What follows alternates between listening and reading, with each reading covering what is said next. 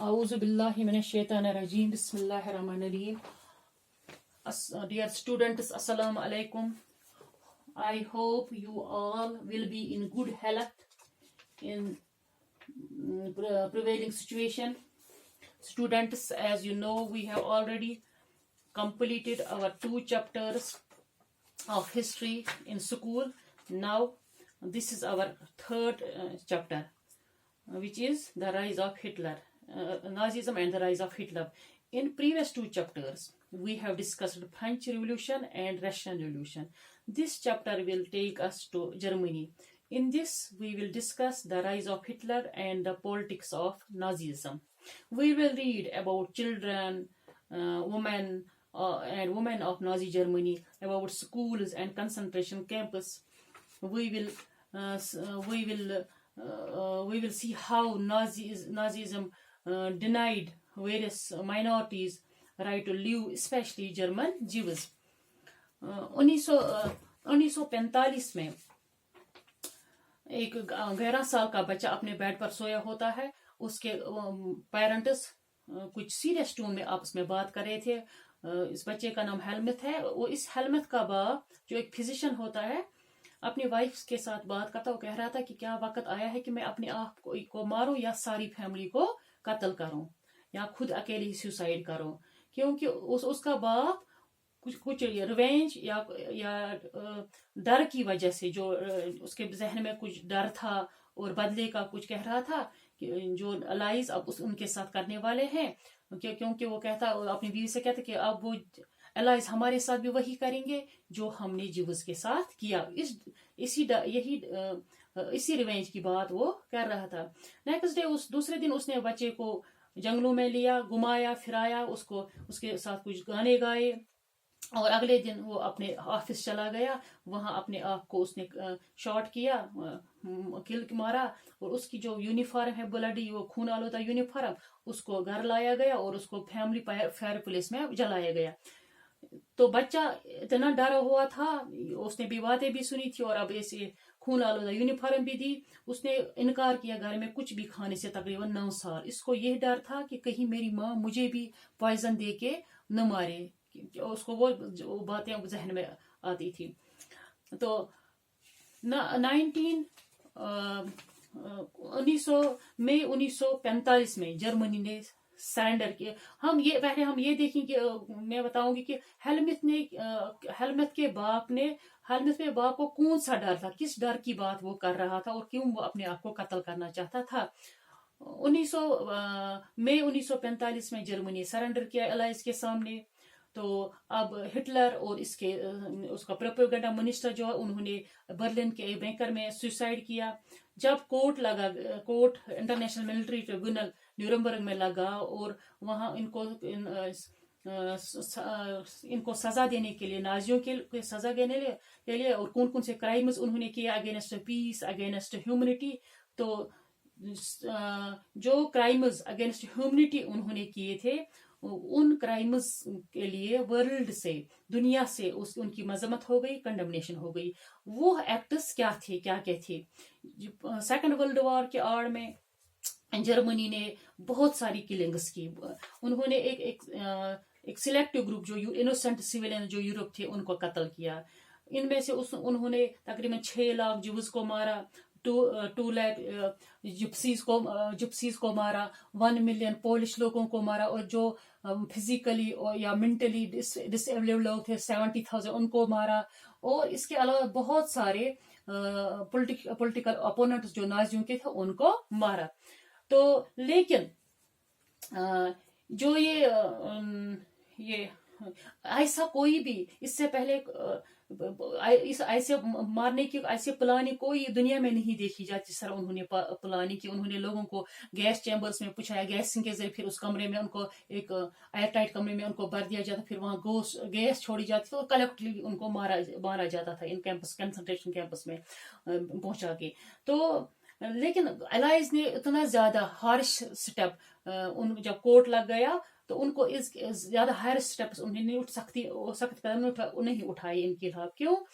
उन्होंने सिर्फ 10-11 आदमियों को फांसी दी और बाकियों को लाइफ इम्प्रिजनमेंट दी, क्योंकि وہ defeated Germany allies defeated Germany کے ساتھ زیادہ ہارش اس لیے ہونے چاہتے تھے کیونکہ ان کو ورلڈ وار فرسٹ کی ایکسپیرینس تھی کہ وہ یہ فیل کر رہے تھے محسوس کر رہے کہ جو جرمنی نے جو یہ برٹلٹی دکھائی جرمنی میں وہ اس کی وہی ایکسپیرینس جو ان کو فرسٹ ورلڈ وار میں جو ٹریٹی کرنی پڑی ہارش ٹریٹی اسی کا بدلہ انہوں نے لیا ان لوگوں سے. وہ ایکسپیرینس کیا تھی تو اس کے وہ ایکسپیرینس کیا تھی تو یہ برتھ آف ویمر ریپبلک. سب سے پہلے ہم پڑھیں گے دیکھیں گے کہ جرمنی جو world war first world war میں 1914 تک یہ جرمنی جو ہے وہ ایک پاورفل امپائر تھی کنگ ولیم سیکنڈ کے انڈر. تو فرسٹ ورلڈ وار ان نے لڑا آسٹرین امپائر کے سائڈ سے جرمنی آسٹریا ترکی اور اس کے یہ اٹلی ایک سائڈ تھی. الائز کے سائڈ میں انگلینڈ فرانس اینڈ رشیا تھا. لیٹر 1917 میں جوائن کیا اس امریکہ نے یو ایس میں اس نے انیشلی سب بڑے جوش جذبے سے جنگ میں اترے کہ جنگ جلدی ختم ہو جائے گی ہماری وکٹری ہو جائے گی. لیکن جنگ 4 سال تک چلا. اس نے یورپ کی ساری اس دولت کو ریسورس کو ڈرین کیا خرچ کیا. اس جنگ پر خرچہ بہت زیادہ خرچہ ہو گیا. پہلے اس جرمنی نے فرانس کو آکوپائی کیا بیلجیم کو آکوپائی کیا فتح کیا. یہ دیکھتے ہی امریکہ نے جنگ میں کود پڑا اور نومبر 1918 میں جرمنی کو شکست ہو گئی. تو اب یہ جو وہاں کا بادشاہ کنگ ولیم سیکنڈ جرمنی کا وہ نیدرلینڈ بھاگ گیا. وہاں کے لوگوں کو ایک اپرچونٹی مل گئی یہ وہ نئی پارلیمنٹ پارٹیز کے لیے ووٹ ڈالنے کے لیے. نیشنل جو اسمبلی وہ ویمر ایک جگہ ہے وہاں ایک ٹاؤن ہے وہاں مل گئی. انہوں نے ڈیموکریٹک کانسٹیٹیوشن بنایا ود اے فیڈرل اسٹرکچر. اسی کے ساتھ ڈپٹیز چنے گئے الیکٹ کیے گئے. ہر ایک کو ووٹ کا حق دیا جو ایڈلٹس ہیں ان کو ووٹ دیا جرمن پارلیمنٹ کے لیے جس کو رجسٹرڈ بھی کہتے ہیں. لیکن بہت سارے لوگوں نے اس کو اون نہیں کیا اس ویمار ریپبلک کو کیونکہ وہ ویمار ریپبلک کو ذمہ دار ٹھہراتے جو ورسائلز میں ہارش ٹریٹی سائن کرنی پڑی ویمار ریپبلک جرمنی کو جو بہت ہیوملیٹنگ تھی ہارش تھی. یہی ذمہ دار اس کو یہ جرمن کے لوگ سمجھتے اس لیے اس کو یہ اون نہیں کرتے تھے. اس ہارش ٹریٹی میں ہیوملیٹنگ پیس ٹریٹی میں جرمنی کو اپنی اوورسیز جو بھی کالونیز وہ چھوڑنی پڑی. 10th of population 30% of territories 75% اس کے آئرن اینڈ 26% اس کے کول جو فرانس پولینڈ ڈنمارک لتھوانیا کو دینا پڑا. تو الائیڈز نے اس کے جو پاور ڈیملٹرائز کیا جرمنی کو ویک کیا پاور کے لحاظ سے. جرمنی کو ریسپانسبل کہا گیا ذمہ دار ٹھہرا گیا. سارے اس جنگ جو تباہی اس کے ذمہ داری اسی پر چڑھی. جرمنی کو بائی فورس کہا گیا کہ آپ جو 6 بلین کا جو خرچہ ہوا جنگ میں جو اس پر آپ کو یہ کمپنسیشن اسی کو پے کرنی ہے. تو اس الائز نے اس کا ایک بہت بڑا ایریا جو تھا industrial area resource rich area Rhineland جس کو اس کا بھی قبضہ کیا. تو اس سارے کیونکہ وہ سارے اس جرمن والے اس سارے جو بھی ڈسگریس ہوئی جرمنی کی اس کے ذمہ دار ویمار ریپبلک کو ٹھہراتے تھے. اس وار کے ایفیکٹس جو ہے سیکنڈ ورلڈ وار کے تمام دنیا سائیکولوجیکلی اور فائنینشلی سارے انٹائر سارے کانٹیننٹ پر پڑ گئے. اس کا بہت زیادہ اثرات پڑ گئے. یورپ جو آج تک کریڈیٹر تھا وہ ڈیبیٹر بن گیا. بدقسمتی سے اس کی ساری وہ ذمہ داری بھی ویمار پر بھی ڈالی گئی. حالانکہ ویمار پر جو پرانی امپائر نے جو گناہ کیا ان کی سزا بھگت رہا تھا. تو جو بھی اس ویمار ریپبلک کو یہ کرتا تھا ساتھ دیتا تھا ان لوگوں میں سے اس جرمنی میں سے چاہے کیتھولکس تھے یا ڈیموکریٹس تھے یا سوشلسٹ تھے ان کو یہ لوگ بولتے تھے یہ جو پولیٹیکل یہ कंजर्वेटिव्स थे, कंजर्वेटिव नेशनलिस्ट सर्कल जो था वो इनको तंजिया बोलते थे, नवंबर क्रिमिनल्स, इनके नवंबर में ही उन्होंने ये peace treaty, harsh peace treaty sign की थी। ये दिमाग बना था, ये जहन बना था लोगों का उस 1930 तक पॉलिटिकल डेवलपमेंट के लिए।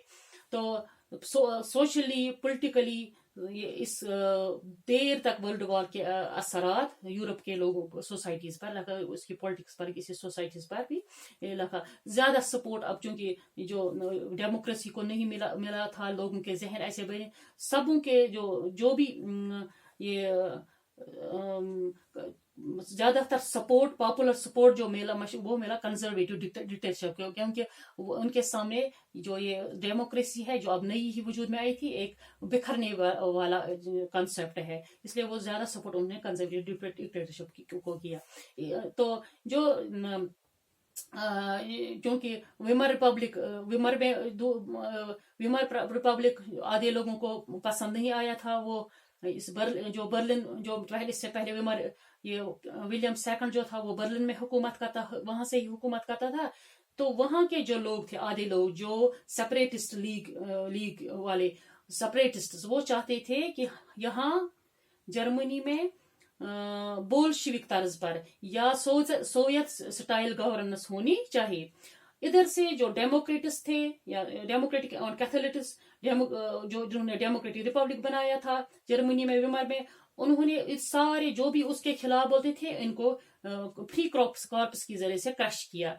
अब जो ये नाराज ये सेपरेटिस्ट लीग थी, उन्होंने एक और पार्टी बनाई जिसका नाम कम्युनिस्ट पार्टी ऑफ जर्मनी रखा गया। अब ये कम्युनिस्ट्स एंड सोशलिस्ट्स ये कभी एक दूसरे के नजदीक नहीं आए, ये हमेशा एनिमीज रहे एक दूसरे के, इसलिए उनको एक कोई कॉमन काज नहीं बना कि हिटलर को रोकते वो पावर में आने के लिए। वो हो गया सोशली ये एक काज।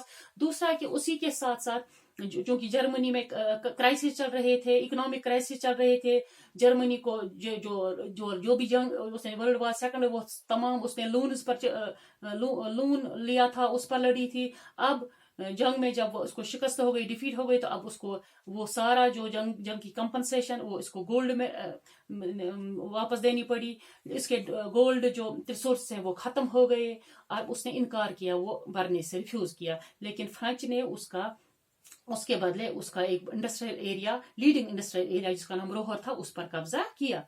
तो जर्मनी ने थोड़ा सा रेजिस्ट किया और उसने पैसे छापना शुरू किया। बहुत ज्यादा प्रिंटेड मनी उसने छापे, इतने छापे कि एक अमेरिकी डॉलर 24,000 जर्मनी मार्क्स के बराबर हो गया। तो अप्रैल में, जुलाई में ये 3,53 मार्क्स के बराबर हो गया। अगस्त में ये 4,46,21,000 के बराबर हो गया। दिसंबर में ये 98 करोड़ और 86 लाख के बराबर हो गया। समझो कि ट्रिलियंस बिलियंस में इसकी फिगर जो है डाउन होने लगी, और गुड्स की कीमत जो है हाई हो गई। तो लोगों को गाड़ियों में पैसे लेने पड़े एक छोटे से ब्रेड के लिए। तो इसकी वजह से वर्ल्ड वाइड से उनके लिए हमदर्दी होने लगी कि उनकी वैल्यू जब कम हो गई पैसे की। तो इस सिचुएशन को आम बोलते हैं हाइपर इन्फ्लेशन। इधर से फिर अमेरिका ने जब ये ज्यादा बोझ तले हो गए, क्राइसिस में आ गया जर्मनी, तो वहां अमेरिका ने उसको बेल दी और एक डावन प्लान के जरिए, डाव्स प्लान के जरिए इनको बाहर निकाला और इनको बेल दी उस बर्डन से आजाद करने के लिए। ये लेकिन 1924 से लेकर 1928 तक सब कुछ स्टेबल था, अच्छे से चल रहा था।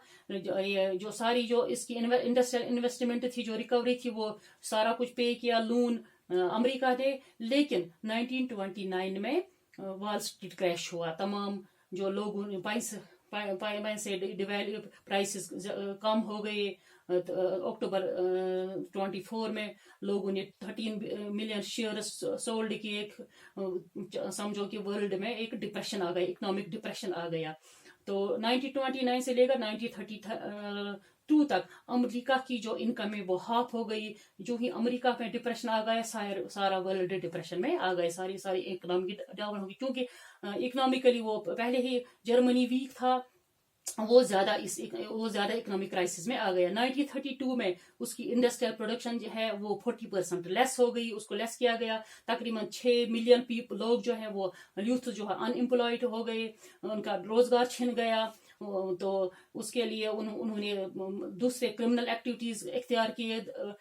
سب کچھ ختم ہو گئے. جو اکنامک کرائسس کی وجہ سے لوگوں میں انگزائٹی بڑھ گئی, یہ ڈر جو ڈر گئے مڈل کلاس لوگ. انہوں نے اپنے سامنے اپنی سیلریز کو, پینشنرز نے اپنی سیلریز کو ختم ہوتے ہوئے دیکھا, ویلیوز کا کم ہوتی گئی چیزوں کی. تو جو یہ پیزنٹس تھے ان کی جو ایگریکلچر پرائسز تھی وہ اس پر بھی افیکٹ ہوا. سارا کچھ ختم ہو گیا. ایون عورتیں مشکل سے اپنے بچوں کا پیٹ بھر رہے تھے. سارا ورلڈ ڈپریشن میں آ گیا. تو چونکہ وہ یہ پہلے ہی ڈپریشن میں تھا, کرائسس میں تھا جرمنی, اس کی وجہ ورلڈ ڈپریشن میں آئی. اس پر زیادہ اس کا اثر ہوا. یہ ہو گیا اکنامکلی. اگر ہم پولیٹیکلی دیکھیں, پولیٹیکلی ویمار ریپبلک جو تھا وہ بھی بکھرا ہوا تھا, ویک تھا. اس کے کچھ ڈیفیکٹس تھے جو اس کو وراثت میں ہی مل گئے تھے. ایک جو تھا وہاں پرپورشنل ریپرزنٹیشن, کبھی بھی ایک پارٹی کو وہاں اکثریت نہیں آتی تھی اس پارلیمنٹ الیکشن میں. تو وہاں ہمیشہ کولیشن گورنمنٹ تھی جو کبھی بھی سٹیبل نہیں رہتی تھی, کولیشن گورنمنٹ. دوسرا وہاں جاتا ڈیفیکٹ کیا تھا, وہاں آرٹیکل 48 تھا. اس آرٹیکل 48 کے لحاظ سے وہاں کے پریزیڈنٹ کو اتنے پاورز, بہت سارے پاورز حاصل ہوتے ہیں جو کبھی بھی ایمرجنسی امپوز کر سکتا اور سول رائٹس سسپینڈ کر سکتا تھا, اور ملک پر رول کر سکتا تھا. ایک چھوٹے سے عرصے میں 239 دنوں میں تقریباً 20 بار کیبنٹ کو اس کو ڈسمس کرنا پڑا. یہ وجہ تھی اس آرٹیکل 48 کی.